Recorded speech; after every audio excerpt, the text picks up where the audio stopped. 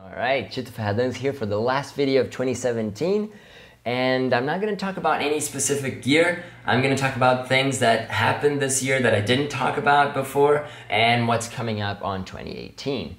First of all, I would like to say that as of October, I am a permanent resident of Canada officially, which means that this channel is not my single source of income. I can now work, and the channel is pretty unprofitable still. So I'm going to be working a lot, and the consequence of that is it might push back on my schedule of making videos. Instead of once every week, it might go to once every 2 weeks. But now that you're warned, I have a bunch of partially shot and edited videos that start rolling out in the first week of January, and they should be able to cover at least a few months. So I might be able to keep up the pace anyway, just giving you a heads up. The second thing is this year I took my gear much more seriously and I upgraded everything that I could. I upgraded the contact size set, I upgraded the Russian set, I upgraded some other lenses that I can't talk about right now.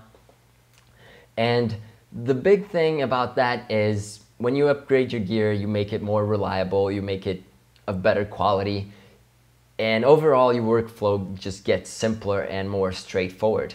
So as I upgraded the contact size set, I went for faster lenses, I expanded the set, and the last thing I did was I got front rings, 80mm front diameter rings for all of the lenses, because that's an industry standard for clip-on matte boxes, and so all the filters are all the same size and you don't have to run step rings here and there, so things just become more straightforward. That combined with the focus gears that I 3D printed and declicking the aperture makes them a professional set of lenses that I am now able to rent out to other people and hopefully make some money out of that too. But you can't really rent them in a soft bag, so I went and I bought Nanuk cases for the first time in my life. That's something I've been avoiding since forever because I never thought they were really worth it.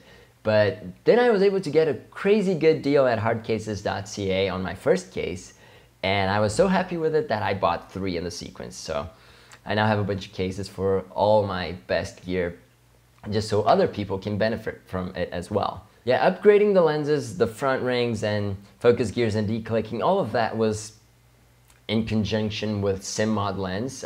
Ron is a great guy, and we're working together on some things for the next year. So check out his website, the link is in the description, and stay tuned to see what we're going to come up with. Contact size anamorphic. The other thing is I sold a lot of gear. I got rid of everything that I thought, maybe I'll use this someday, maybe I'll use this on that project.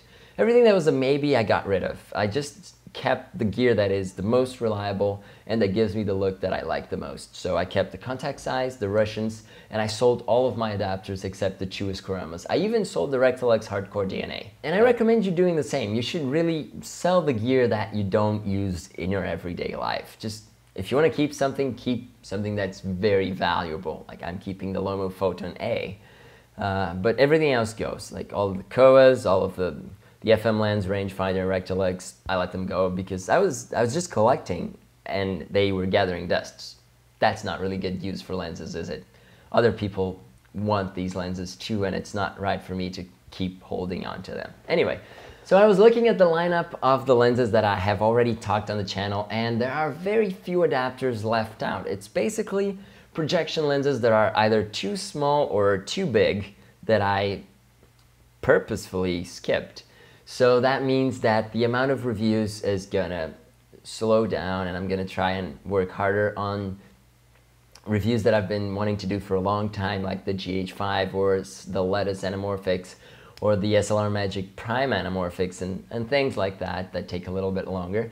But I'm not gonna be making less videos because of that, because I wanna expand on another subject. Since the beginning of the channel, I have been focusing on technical knowledge and tips and tricks. It's mostly focused on people that already know how anamorphics work and just want more information when buying this or that lens. It's not really aimed at people that have no idea what anamorphic is and what they can do with it. There are plenty of people out there dying for more information, for an easier way of getting into the anamorphic world, and understanding how things work and where to go. And there's no such knowledge available anywhere online. The best thing is like my blog and this channel is the closest that we can get. And I want to focus on explaining these basic concepts with a simpler language so everybody can understand. And that brings people that don't understand what anamorphic is, that want to know what anamorphic is, because anamorphic is all the rave right now. But it's also interesting for us, the people that really know how things work. In 2017, the interest around anamorphics just soared to new levels.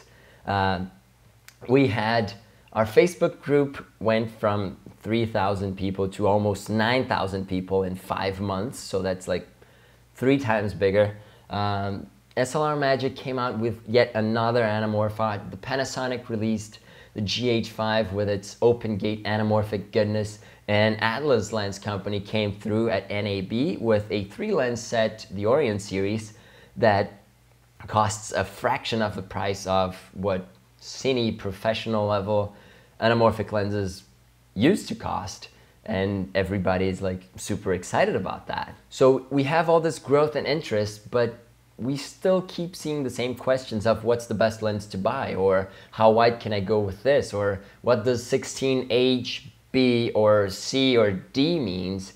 So the level of understanding has not grown yet. It's a slow build, because I mean, even for me, it took me 5 years to get here and be able to like guess qualities of any given anamorphic adapter based on others that are similar, or to learn all the names or decipher what their meaning is, and or even to make the anamorphic calculator. There's a bunch of things that take a lot of time in anamorphic, and it's okay for people to go slowly climbing this ladder, but if they do so without any help, it's a lot harder for them. So this hike in interest created a spike in the prices. Like the used lens market just crashed. People are going crazy, and every once in a while we have somebody with an angry post saying the prices nowadays are unacceptable, this is ludicrous, look at the prices 6 months ago, look at the prices a year ago. And to that, I'm not really surprised. I mean, these lenses are not being made, so I don't expect it to get better anytime soon or anytime at all, as the lenses are only going to disappear. They're vintage lenses, nobody's making them, so their numbers will only shrink. And if you look at it, the only company that's putting out anamorphic adapters aimed at low-level consumers is SLR Magic, and they clearly cannot keep up with the growth of interest and the expectations people have in terms of image quality and image characteristics. Hopefully, this will draw more attention from other companies, and even like people like you and I. We see lots of independent initiatives of people modding lenses and coming up with custom solutions. So hopefully we'll have more of that soon, but that's all we can do right now, is hope that things improve. In the true sense of the word, anamorphic is still an exclusive format.